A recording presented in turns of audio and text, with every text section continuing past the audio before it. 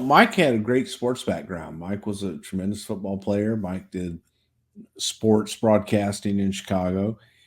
And we had used Mike, gosh, 1988 for a boxing pilot that I know I've told this story before, but we were doing a boxing pilot. When I say we, the company was, because I had nothing to do with it.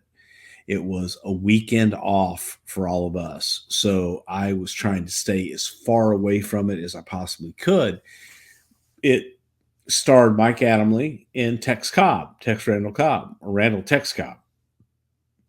It could be a 30-minute syndicated boxing show that highlighted boxing from all over the world. So you'd have clips and whatever fights had taken place during the week. They would recap them and then talk about big fights coming up and use it as a promotional tool for big fights. And we were looking at, do we really want to get into the boxing game? Do we want to get into boxing promotion?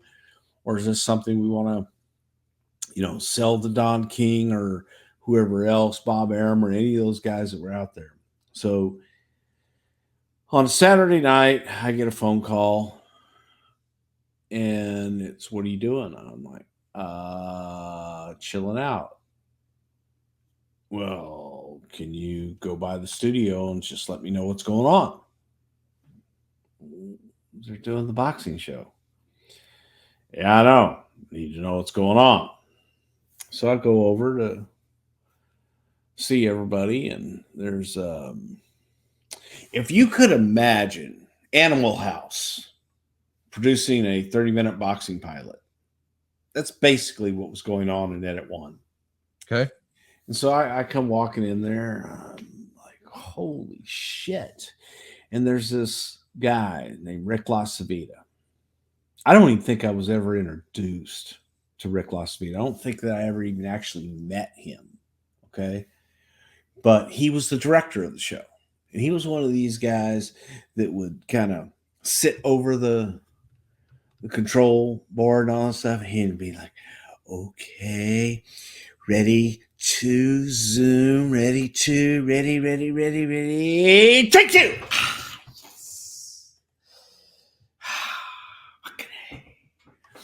And okay, but then they would stop down because I'm like, oh man, you're shooting at 30, you're shooting ins and outs for a 30-minute boxing pilot. 75% of this show is videotape, packages and shit, videotape. 25% of this is your ins and outs that you're shooting here in the studio. And then he sits there, okay, guys, let's go. Let's get set up. Okay, ready, three. Okay. Oh, not so fast. Ready, three. Take three. Ah, yes. What in the ever-living fuck is going on here? So I sat back in the producer's table and I just kind of watched for a while. And while I was there probably an hour and a half, I don't know if they got 30 seconds or not even a minute of footage, usable footage in that hour and a half. And I go in and call Vince and he says, how's it going? I'm like, I said, Vince, I think you're going to need a lot. If you want this to be a weekly syndicated show, we're going to need more than a week to do it. Who found these people? And it was a guy named Jim Troy, good guy.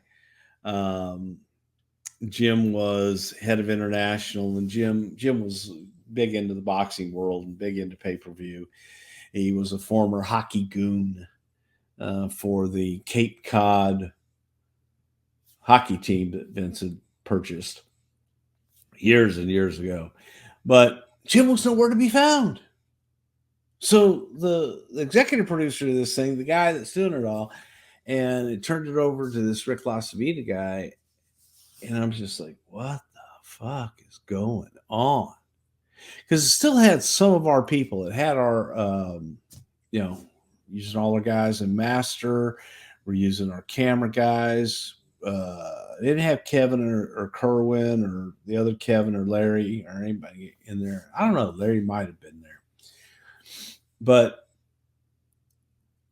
the normal crew wasn't there, Right. and had a ton of people I just didn't know, and a lot of them. So, oh, I forgot. I'm sorry, I forgot. Time out.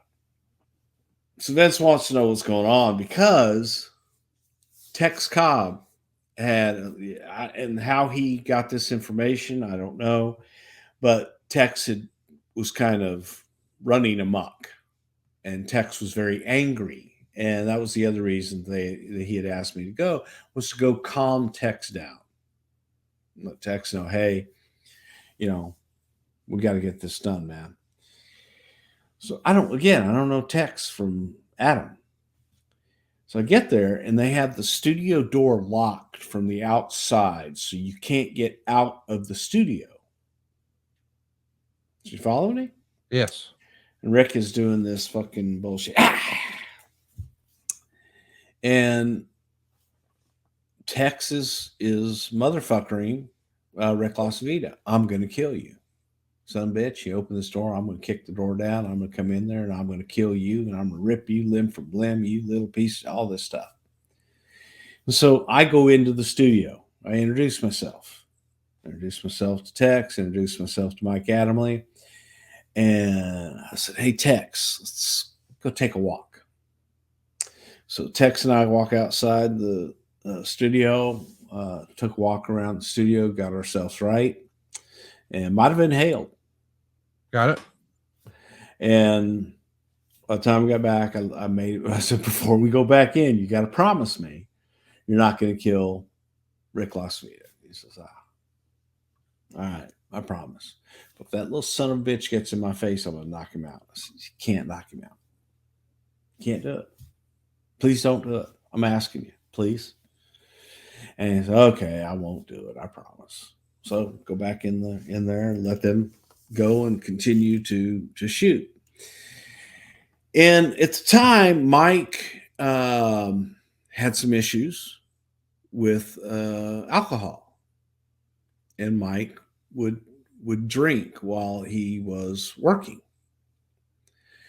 So the longer it went, the more Mike would drink.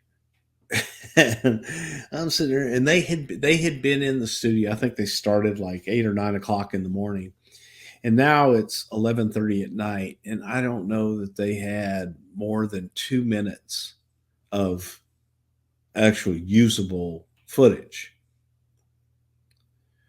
We're talking here 13 hours. Right. Is that right? Yeah. 13, 14 hours. No, yeah. Because it's 11:30. They started at 8 or 9. Yeah, that's a long time. And Vince calls.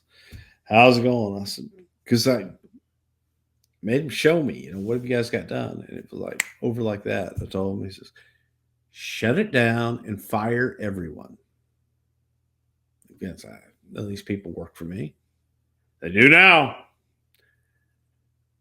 I don't know any of these people. Oh God. So it just became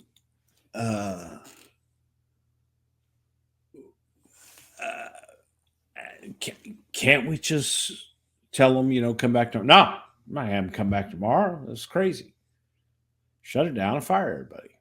My God. Called everybody in edit one, let them know this shoot's over, and let them go. So I walk in. Oh no. Walk in the studio. Tell everybody in the studio, hey guys, can everybody come in edit one? They all come walking into edit one. People in edit one are like, what the hell's going on? What are you doing? So I just need everybody in the room. I said, everybody that is not, so like there are a couple of the tape guys, master control. I said, you guys, you're good. You guys can go. You guys can leave for the night. You're done. I don't need you tomorrow either. And everybody that wasn't a staff person with us, I said, hey, my name's Bruce Prichard, blah, blah, blah. I'm here to let you all know that we're going to end production on this right now. We're not going to do this. Thank you. I will have Jimmy get in touch with all of you at some point, but it's over. Thank you very much for your hard work, and it's over. Who the fuck are you? And then another person says, are we being fired? I said, well, let me try to answer that. I am the guy that's telling you, yes, you're now fired. But thank you. And if you would please, in those days we had security in the building and stuff. So if everybody would please get their stuff, just leave everything where it is. And I need to ask everybody to leave. I kept two people from that. Production. That was it. But needless to say, we never went back to the 30-minute boxing highlight show, syndicated show. God, that was a night. That was embarrassing. But yeah, I had to let go of everybody that was in that room. It was crazy. It was just so crazy. And it wasn't their fault for the most part. It was the director's fault. It was the lack of preparation. They really didn't have, producers that knew how to grab hold of things and take control. So it was definitely, the fault lied on them. The fault lied on Jim Troy for not being there and being able to pull all this shit together and make it happen, and just leaving people to their own devices that had no clue what the hell they were doing. So that's where I met Mike Adamle. Long story. That's where I met Mike. And Mike was the nicest guy. Mike had a few by the time that announcement was made. And he was just like, okay. But nice guy, really super fucking sweetheart of a guy. Really, really nice guy. We'd used Mike for a few things over the years in Chicago, just different things. But thought was bringing Mike back and using Mike as an on-air talent because he was good. At one point, he was actually good. It's just sometimes his drinking would get in the way. And from what I understand, he had some CTE stuff too. Yes, and nobody knew that at the time. Nobody knew what the CTE was. Right. So it was. I think that Mike used alcohol to cover up a lot of that. Yes, and again, it's you couldn't ask for a better human being, right? But he just he had issues nobody knew about that he didn't know about.